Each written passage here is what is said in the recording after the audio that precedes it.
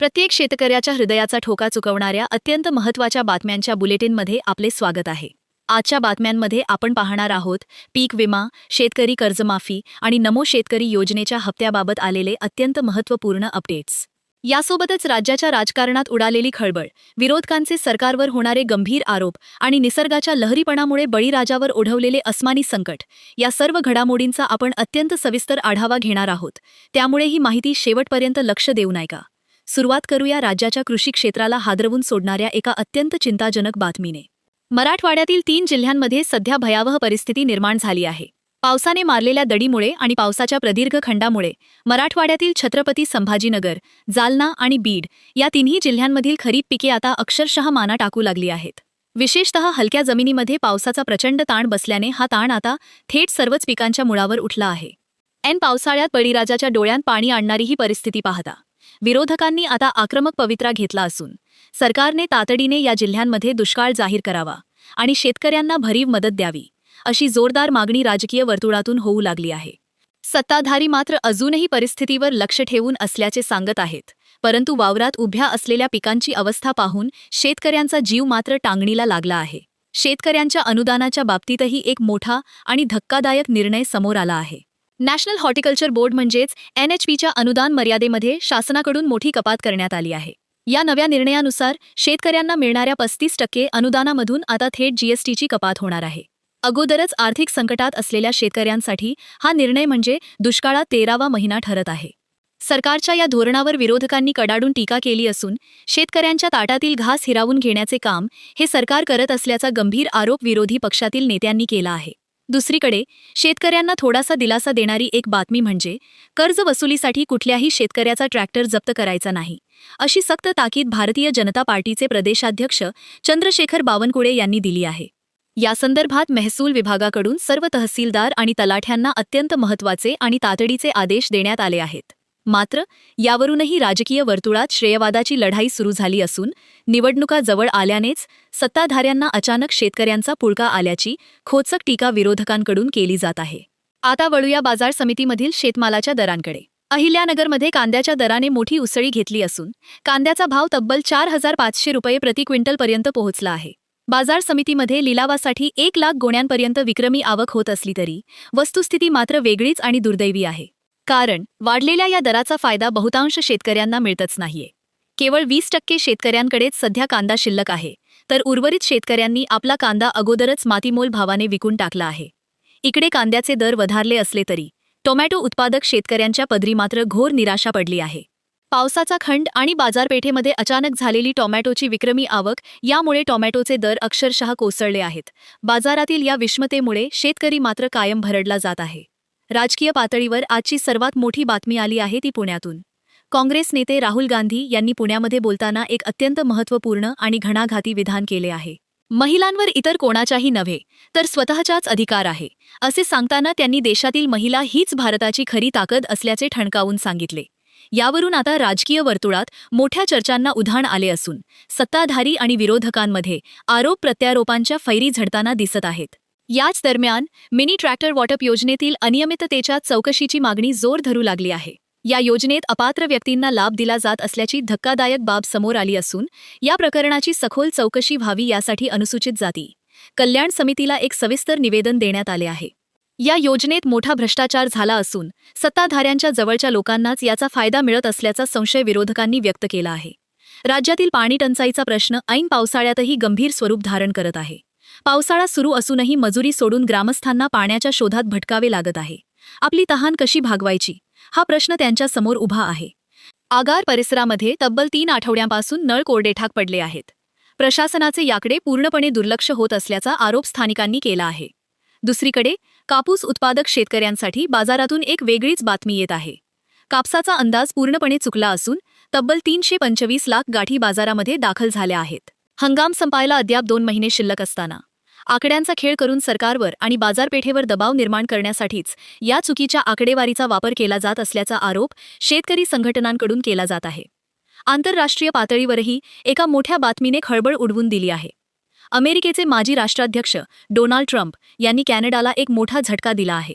अमेरिकेने कॅनडावर 50% टॅरिफ लादण्याची घोषणा केली असून सुमारे 20 अब्ज डॉलरच्या वस्तूंवर हा कर लागू होणार आहे. दोन्ही देशांमधील व्यापार चर्चा फिसकटल्याने ट्रम्प यांनी हा अत्यंत आक्रमक निर्णय घेतला आहे. याला सडेतोड उत्तर देताना डॉलरच्या बदल्यात डॉलरनेच प्रत्युत्तर देण्याचा थेट इशारा कॅनडाने दिला आहे. या आंतरराष्ट्रीय व्यापार युद्धाचा परिणाम जागतिक अर्थव्यवस्थेवर आणि पर्यायाने भारतीय बाजारावरही पडण्याची शक्यता अर्थतज्ज्ञांनी व्यक्त केली आहे. रेशन कार्ड धारकांसाठी एक अत्यंत महत्त्वाची बातमी आहे.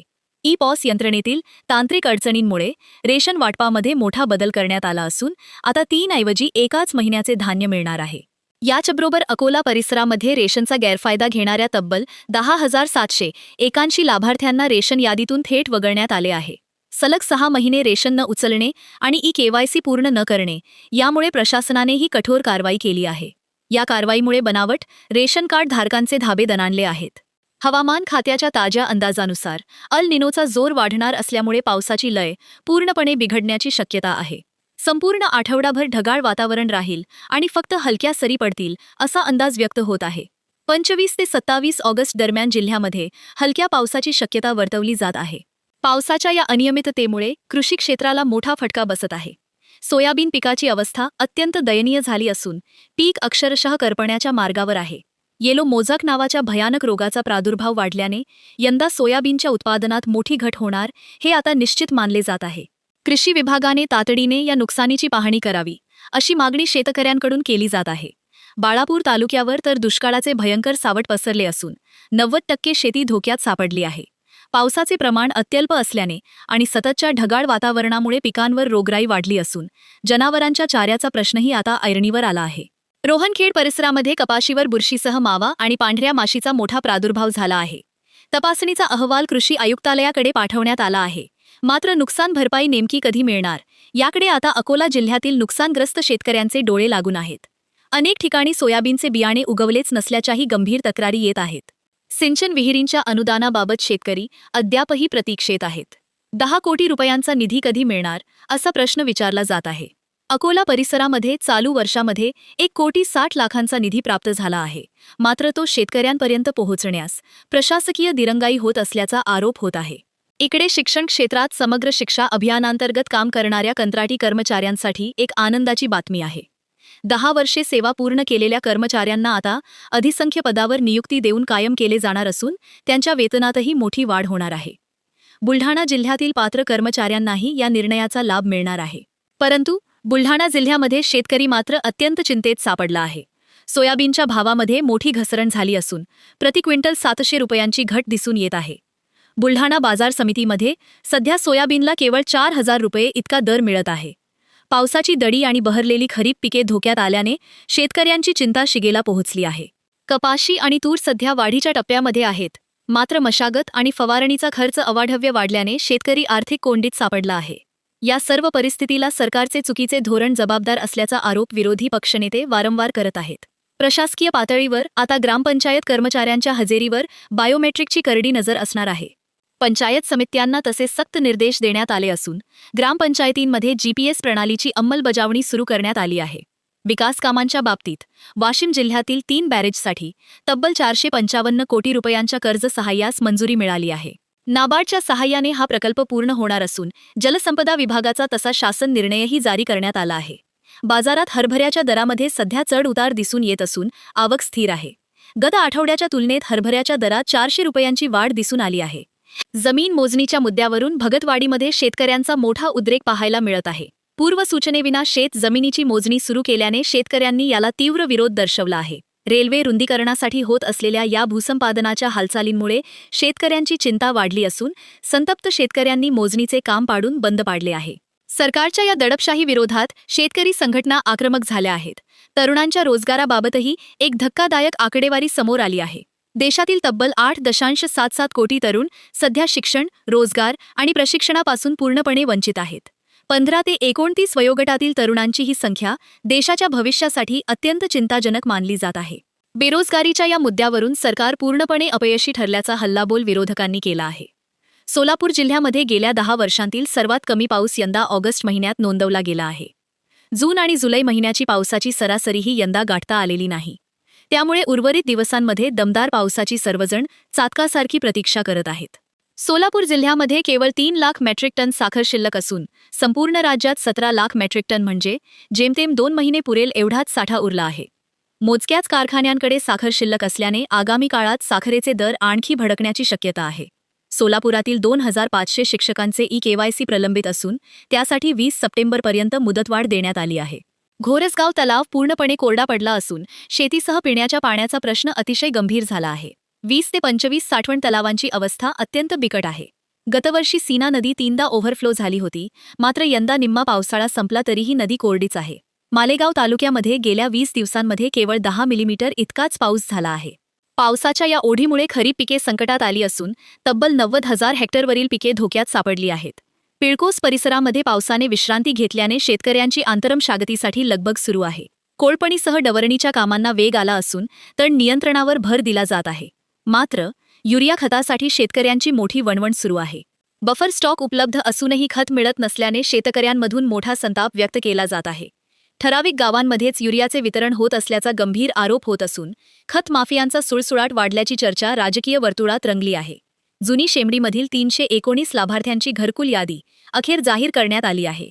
जे लाभार्थी यापासून वंचित राहिले आहेत त्यांनी पुढच्या सर्वेक्षणामध्ये आपले नाव नोंदवावे, असे आवाहन प्रशासक बागुल यांनी केले आहे. येवला तालुक्यात ऐन पावसाळ्यात सुद्धा 12 गावे आणि 23 वाड्यांना टांकरने पाणी पुरवठा करावा लागत आहे. म्हाडाच्या लॉटरीमध्ये एकाच व्यक्तीला 12 तर दुसऱ्याला 7 घरे लागल्याचा धक्कादायक आणि अजब प्रकार समोर आला आहे. 422 घरांचे केवळ 37 व्यक्तींना वाटप झाल्याने या सोडतीवरच मोठा प्रश्नचिन्ह निर्माण झाला आहे. मात्र विभागीय अध्यक्षांनीही सोडत नियमानुसारच झाल्याचा दावा केला आहे. यामध्ये मोठा भ्रष्टाचार झाल्याचा आरोप करत विरोधकांनी चौकशीची मागणी केली आहे. 1 ल्यानो 1 गुरुकृपा.